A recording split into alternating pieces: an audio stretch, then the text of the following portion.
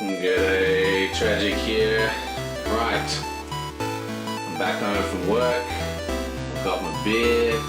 Let's play the next episode of I keep saying Guardians of the Galaxy. Galaxy Defenders.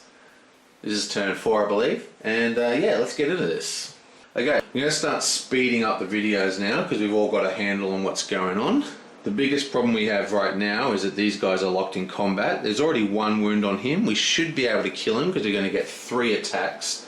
I mean, he might activate, but whatever. We actually want the arachnoids to activate because we know that this is a human. So we want the arachnoids to activate so this will move out. And we also want that to move out so we can kill him. Because at the moment, we have this effect in play which cancels all lightning bolt effects, which means that his super armor ability is not actually in effect. So this is our chance to kill that red guy easily. There was one little correction. This guy killed an alien last turn and we forgot to draw him a new weapon.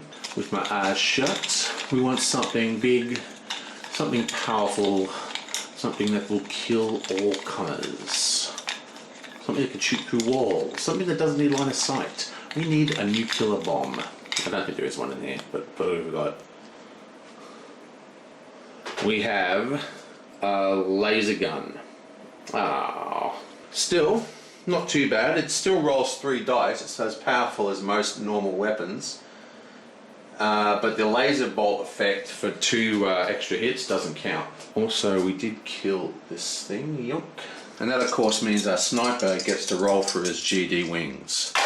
Bam! And he fails again. Okay, so for our first move, so we're just going to leave the GD symbol with Agent Dutch at the moment, in case the red guy activates and comes down here somewhere, and that way they can come out and shoot them. And that's going to give more time for that to happen. So for now, we're just going to do, and he's going to go 1, 2, I think he's going to go 2, and then he's going to kneel down. So he's just going to kneel down like that. Take that away. It's going to give him some extra damage to put on that blue guy. And then we're going to activate his move 1 hex ability to move him an additional hex up. And that's actually a bit of a hint for quite a powerful sniper build that I've played a few times, which I think is very, very good. There's a number of different skills and abilities and devices that allow you to move hexes. So it's not a movement point, it's a move hex, which means that you can actually activate it even when lying down. So you can completely lying down and still move around. Very, very strong for snipers. Anyway, let's shoot this guy. We want to roll well. Remember, lightning bolts do not count. Okay, so he gets 3 dice. Yeah. Oh. I'm completely incapable of getting him in this bucket. Okay, so it's 3 dice. Bam! And he gets 2 hits, a lightning bolt, and a use ammo. But of course, he's got that skill to allow him to re-roll the ammo die. So let's just do that now and see what he gets. He gets a GD, so that's 1 hit. Excellently bad. Okay, and you're back. Oh dear, cocked. And you're back. Oh my god, cocked. And oh, what is wrong with me? There we go.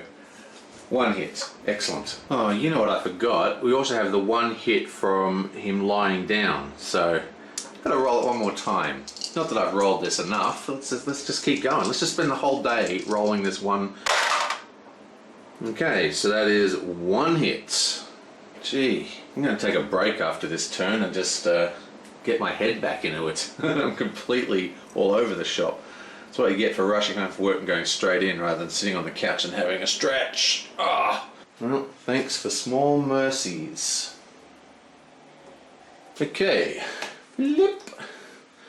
Activate all Xeno beaters. There are no Xeno beaters. So we can go straight to Ripley's turn. Now Ripley is in hand-to-hand combat at the moment, so she cannot fire anywhere else or move without doing disengage checks.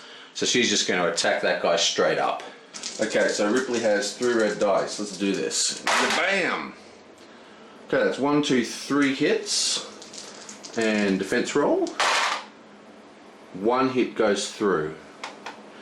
But remember, the alien has 2 extra hits given to him because of the flamethrower. So we get to roll 2 more dice. Booyah! Lightning bolt does not do anything.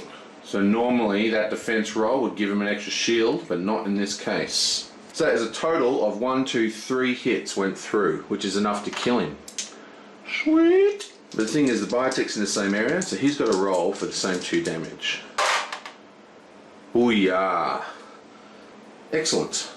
So 3 damage actually kills this guy. So that is 2 to 5, and he's dead. Okay, bam. And we get the final piece. Yes. And he's killed. Yoink! Let's take the little thing off him. Dead.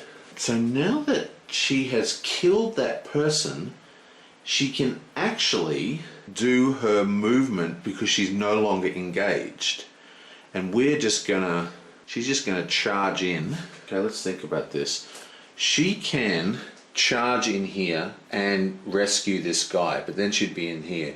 Now he's out of line of sight from everywhere, so that would mean that if this alien activated, he'd move out into here. But she could also go 1, 2, 3 through this doorway, right? And then go 4 there. Now, on the map, there is a window here, but it actually gets covered up like that. I don't think that so there's no window there, right? So that's not in line of sight. So if I move in there, the closest movement for line of sight is going to be hit the alien moving into here, which should mean, oh no, wait, this alien moves to the one with the most health damage, which means he'll still come out. So I think that is what we're going to do. 1, 2, 3, 4. And just turn him around. Okay, it's the end of her turn. Actually, she hasn't used her action yet, so she can now actually do a search inside that room. So for her action, she's going to do a search, and what she's looking for here is a ammo cartridge, because she's got full health. Okay, so, and booyah! Wow, get a GD. So what this means is she can take one of 2 things. She can either get, just used up all my good luck, she can either get one of these, right? And that is really good, because if you do searches and you get these tokens, you can actually kill an alien and get a token, and do a search and get a token, so you can get 2 per turn. And that's the goal of this mission for us, this sort of side goal, is to try and get as many of the improved weapons into our warehouse as possible for the coming turns. The other thing she can do is take a random generic device if she rolls a GD. Now there's a whole heap of these, because I've got all the Kickstarter stuff in here, and you can actually, if we pick something like that, we can't use it, okay? And if we pick anything that's class orientated, we draw again, so it's only generic devices. With my eyes shut, let's see what we can get, something good. And what we really need is, I don't know what we need, something good. What's this? What's this one? Ugh, can't do that. Come on, come on. Come on, let's get this right down there somewhere. Oh, health pack. Okay, that never goes astray. So that's a generic, which means she can take it. So she has quite a lot of devices. Sweet! Now, the mission says you can only have 1 device, but that's only starting devices. You can have as many as you can draw. You know, just don't spend too much time searching, because usually you have other missions. But in this particular mission, all the guys are coming towards us from here, so we can actually hold up inside these bases and we can search in every single one of those rooms. And so we should be able to do a search every turn. And the next one is, yoink! Activate all arachnoids. The arachnoid says, move up to 4 areas towards the most wounded agent. And the most wounded agent is actually tied, but he's got less health in total, so he moves here. But no attack. And we have managed to separate the signals here.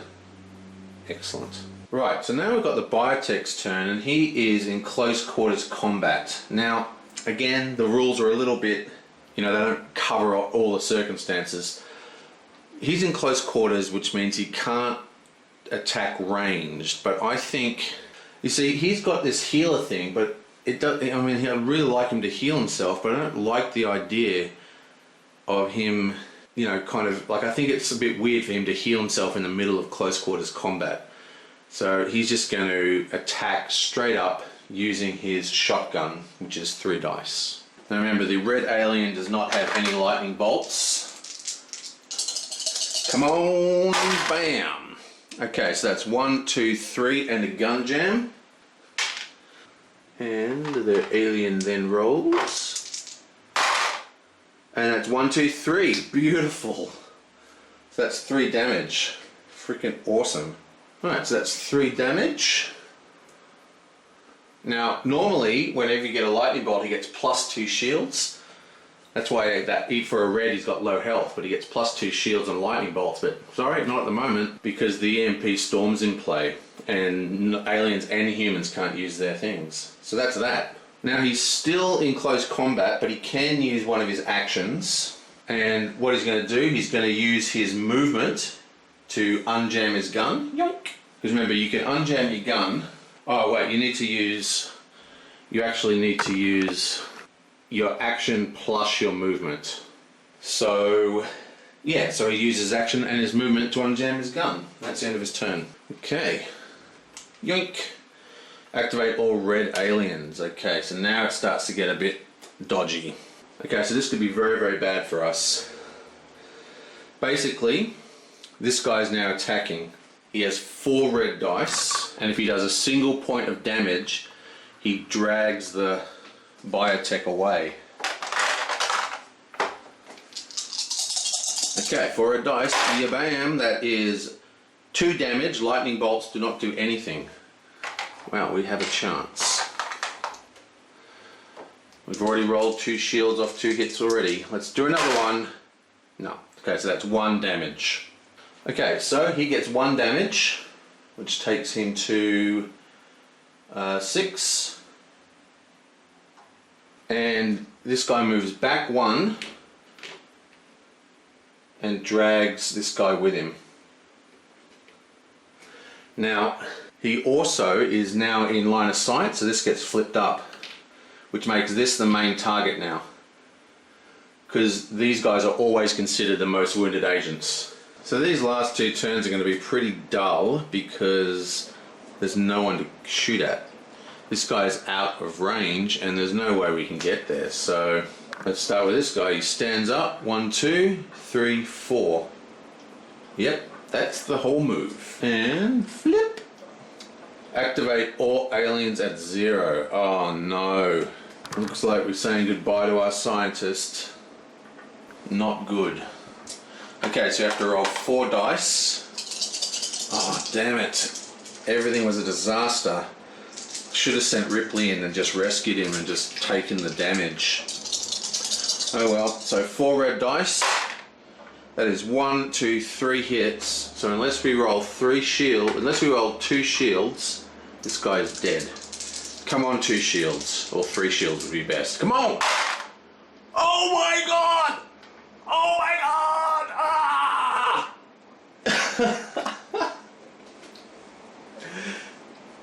Suck it!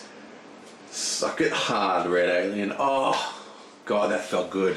So this is one tricky little scientist. This is like the spunky scientist, that knows how to uses like the fire extinguisher as a flamethrower or something to get away from the alien monster.